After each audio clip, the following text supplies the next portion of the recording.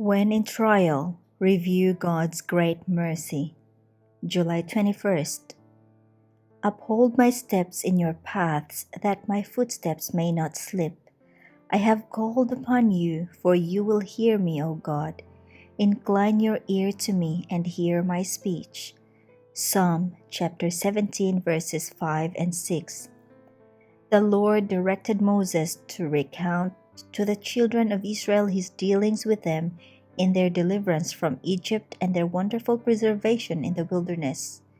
He was to call to mind their unbelief and murmuring when brought into trial, and the Lord's great mercy and loving kindness which had never forsaken them. This would stimulate their faith and strengthen their courage.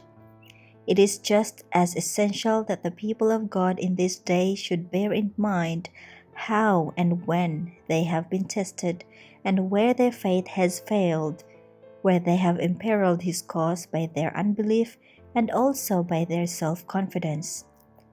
God's mercy, His sustaining providence, His never-to-be-forgotten deliverances are to be recounted step by step. As God's people thus review the past, they should see that the Lord is ever repeating His dealings.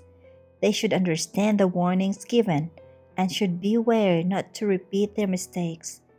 Renouncing all self-dependence, they are to trust in Him to save them from again dishonoring His name. In every victory that Satan gains, souls are imperiled.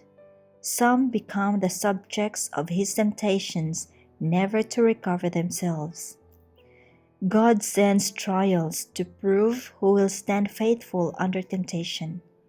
He brings all into trying positions to see if they will trust in a power out of and above themselves. Everyone has undiscovered traits of character that must come to light through trial.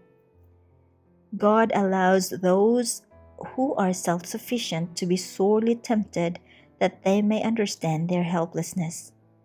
When trials come to us, when we can see before us not an increase of prosperity but a pressure necessitating sacrifice on the part of all, how shall we receive Satan's insinuation that we are to have a very hard time? If we listen to his suggestions, unbelief in God will spring up. We should look at the work He has done, the reforms He has wrought. We should gather up the evidences of heaven's blessings, the tokens for good, saying, Lord, we believe in Thee, in Thy servants, and in Thy word.